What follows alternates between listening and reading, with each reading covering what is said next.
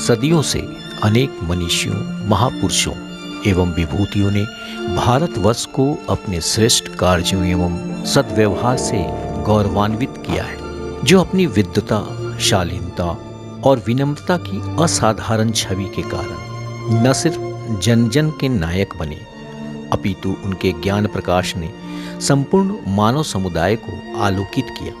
किंतु काल चक्र की वक्र दृष्टि ने सोने की चिड़िया कहे जाने वाले समृद्ध भारतवर्ष के गौरवमय सूरज को अपने शिकंजे में ऐसा जकड़ा कि चारों ओर अंधकार व्याप्त हो गया।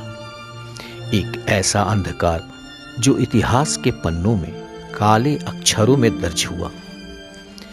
यह वह समय था जब चारों ओर क्रूर, दमन और उत्पीड़न का बोलबाला था, जब अहिंसा और प्रेम के इस देश की शांति प्रिय जनता विदेशी ताकतों की गुलाम थी। अपमान के बोझ तले दबी जहां उनकी आत्मा कराह रही थी, वहीं हृदय मुक्ति के लिए स्वयं से ही जद्दोजहद कर रहा था। इसी बीच चारों तरफ फैले घनघोर अंधेरों के बीच आशा का एक दीप प्रज्वलित हुआ। सांस्कृतिक नगरी प्रयाग, जो अब इलाहाबाद नाम से जाना जाता है, 25 दिसंबर 1831 को एक साधारण परिवार में एक महान युग पुरुष का जन्म हुआ, जिसने अपनी विद्वता, शालीनता, नैतिक साहस और भाषा कौशल के बदौलत विश्व के सबसे बड़े और शक्तिशाली साम्राज्य को चुनौती दी, जिसने भारत की आध्यात्मिक, सांस्कृतिक और बौद्धिक गुलामी को समाप्त करने के लिए संघर्ष किया, जिसने देश की पुरातन गौरवमयी सभ्यता को एक नई ऊंचाइयों तक पहुंचाया, जिसने देश के करोड़ों पीड़ित जनों को दमन के दलदल से न सिर्फ बाहर निकाला, वरन आत्मसम्मान की नई ऊंचाइयों तक ले गया। एक ऐसा अद्भुत प्रतिभा संपन्न महापुरुष, जिसके व्यक्तित्व से प्रभावित हो गुरुवर रविंद्रनाथ टैगोर ने महामना की उपाधि से अलंकृत किया। महामना अर्थात प्रदीप्त बुद्धि, उदार हृदय का व्यक्ति।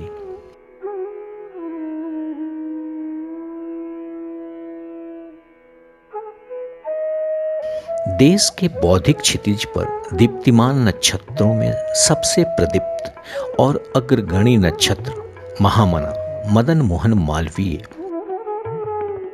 एक ऐसा युग पुरुष जिसने पूरे मनोयोग से न सिर्फ देश को प्रेम किया, अपितु एक समृद्ध, सशक्त राष्ट्र के निर्माण के लिए निस्वार्थ भाव से भावी पीढ़ी के बौद्धिक विकास में अपना संपूर्ण जीवन अर्पित किया।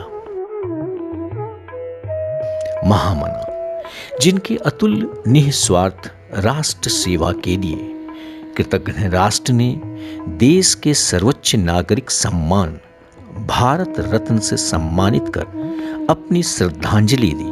भारत रत्न पंडित मदन मोहन मालवीय मरणोपरांत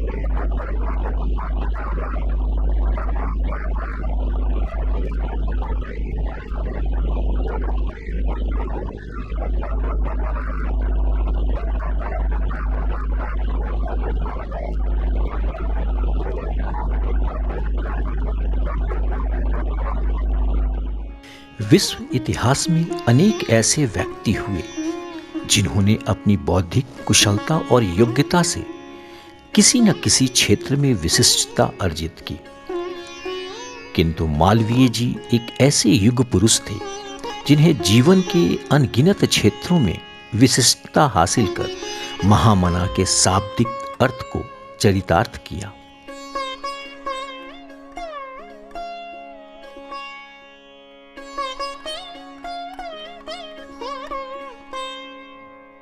वे एक कुशल राजनीतिज्ञ थे जिसने गुलाम भारत में दमन और अत्याचार के विरुद्ध राष्ट्रीय स्वाभिमान के लिए संघर्ष किया।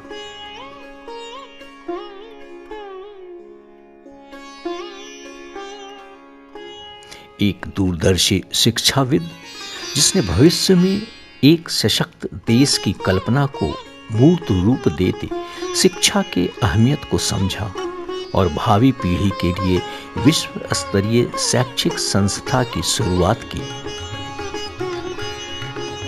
महामना एक संवेदनशील चिंतक और समाज सुधारक थे जिन्होंने समाज में व्याप्त सामाजिक असमानता और भेदभाव के विरुद्ध न सिर्फ संघर्ष किया वरन दलित पिछड़े समाज को उनका अधिकार दिलाने के लिए ताउम्र प्रयत्नशील रहे।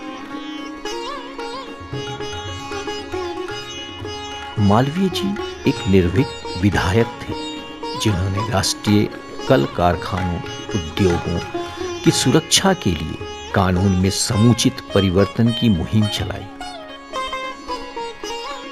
वे एक समर्पित सच्चे देशभक्त थे जिन्होंने करोड़ों देशवासियों के आत्मसम्मान और प्रतिष्ठा, भेदभाव व असमानता मुक्त समाज के निर्माण के लिए संघर्ष किया।